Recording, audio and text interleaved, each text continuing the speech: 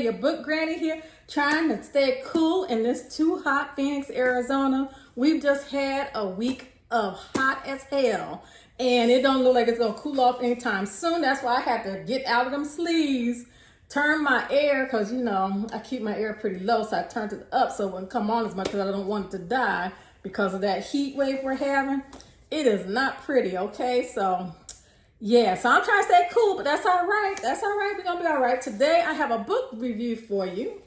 Divine Rivals by Rebecca Ross. Let me bring it a little closer for you. Isn't this a lovely book? Actually, this is a special edition, and I'll tell you about where I got it from at the end of the review. So if you're interested in that, I'll tell you that. Hopefully, they got some more.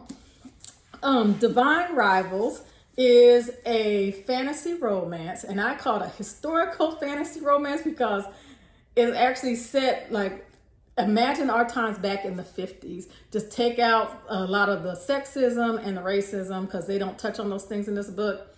Well, sexism a little bit. But anyway, they pretty much, this is fantasy. It's more of that element in it. So anyway, so you got it. It's set in the 50s and it's fantasy. Now, back in the day, there used to be all these guys. I'd say like it's 5 or 6 main guys. I can't remember how many it is. And they used to be warring all the time and drawing humans, the factions that followed them, into the wars. And the humans like, hold up, I'm sick of this. Y'all go somewhere, y'all battle it out and leave us out of your mess. The gods, I don't know what the humans did to get the guys going, but eventually the guys basically fell asleep, shall we say. So they've been asleep for hundreds of years. Whew. Well, one of them wake up in a grumpy mood, okay? He was wearing some Rumpelstiltskin. So he wakes his butt up and he goes after this other guy. You know, he's drawing his people. He's drawing, and she's drawing her people, and they're going off to war again. Well, one of the people that gets drawn in is Iris, the heroine in the book, her brother. That's what happens in the book. He's drawn into this war. Now, flash forward 6-7 months. She hasn't heard anything from her brother. That's not like him. He wouldn't do this. He wouldn't just drop off the face of the earth. And they've heard that many soldiers have disappeared and never been heard of again. And the newspaper that she works for, and by the way, she's only 18 years old, and she wants to become a lead columnist at the newspaper. They're not really reporting on any of this stuff. They're making everybody all these feel-good stories and things like that. Well, she's having a hard life at home. Her brother's missing, and she really wants this promotion to be a columnist. Well, there's another guy at the paper who's 19-year-old. He's well off, always had, you know, that silver spoon type thing. And he also wants that lead columnist position. Now, I will say they both can write. They have different styles. They're both very good. So it wasn't like he had all these privileges. Yes, he was privileged, but he did learn the craft. He was very good at writing. And she had it naturally. So, you know. So them two, they're going at each other, right? They're always competing each other, little tits for tats and this for that, right? And in the background, you can kind of see that they actually kind of like each other. Well, in the meantime and in between time, she's been, like I said, this is fantasy, remember? She's been typing these letters on her typewriter that her grandmother gave her. And she was typing them to her brother. She puts them in the closet. The next day they're gone. She doesn't know what's happened to his letters. Obviously, they aren't going to her brother. He answered back, right? So she doesn't know what's happening to this letter. Unbeknownst to her, guess who's getting them letters? Yeah, Iris's rival, Roman. So he doesn't tell her this.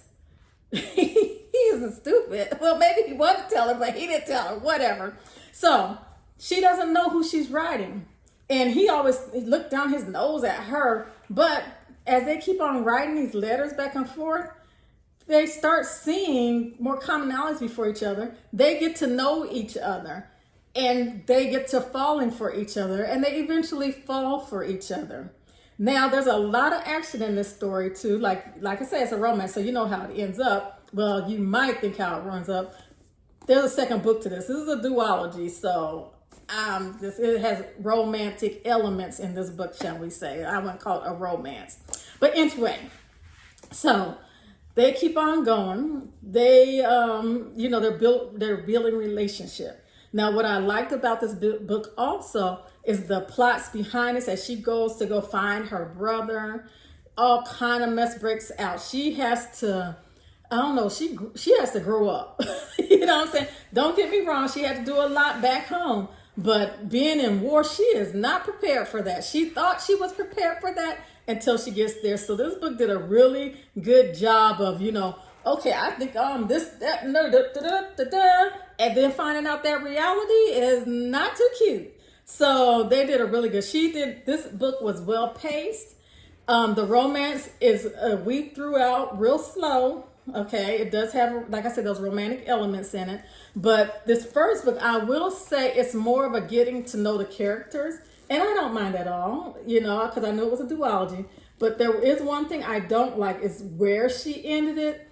When you do like a duology or a series, you need to make sure that it feels like it's a whole story. Even though there's going to be another part to it, it still needs to feel like it's a whole story. And they like leave them on a cliffhanger. Don't leave me on no cliffhanger, because you know how long it takes for books to come out. Okay, and they it did feel like it was kind of left on a cliffhanger, and I don't like that. You can still make it so that people want to read the next book, and you've done a full story without making it too cliffhanger-ish. Of course, you need to, have something there to have people want to pick up the next book. But this was a little bit of too much of a cliffhanger on this one, okay? At least that's my opinion. I will say one of the things I thought about is, okay, so she goes to the front lines to be a war correspondent. And she's lugging this, I felt bad for the girl. She's trying to lug this old heavy typewriter. So to give you guys an idea, see my typewriter back here? It's this type, something more on these lines. So those bad puppies are about maybe 20, 30 pounds. They are heavy. That's real steel there. That's heavy. That is not some little light thing. So I'm like, oh my goodness, this poor child having to lug this thing around. But it was really good. I mean, this author, she did good at bringing in all of the senses. The smelling, the hearing, the things you hear, even the taste of the food. I mean, she did a great job. Very good job. So I did like the book. Again, this is a duology, so there will be, actually, I think the second book's already out. I'm gonna have to check the Kindle, but I think the second book's already out.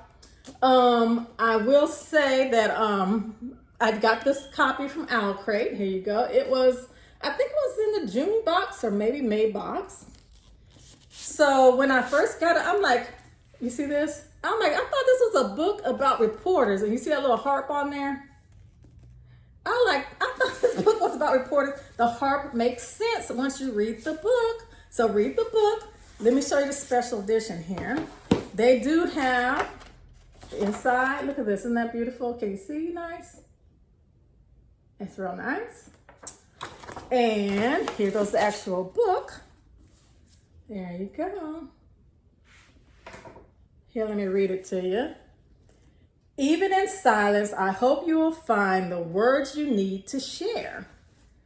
There we go. Let's see the side. And the back. Let's see, the third alleyway. That will make sense to you too as you read the book. The inside, the end pages. The end pages on both sides is the same, so. And there's a letter from the author in this special edition. Letter from the author and the author's signature. This is a beautiful book. This is real nice. It was a quick read, I'd say about, well, for me, 2 days. So, but it was a good book. This is a good book. I recommend it. I like the special edition. I got this special edition from Owlcrate. I'm going to have to look and see what the original cover looks like, and I'll put that up there for you, okay? So that is it. I hope you guys enjoyed this little review. Again, I do recommend this book, so go pick you up a copy or go order you a copy and do your due and let me know what you think. If you have any spoilers, please don't be putting the spoilers on there without putting the word spoiler first and then write your comment, okay? So you guys have a fantastic day. I'm about to go try and cool off because like I said, it's hot as hell up in here. So you guys have a great day. Bye.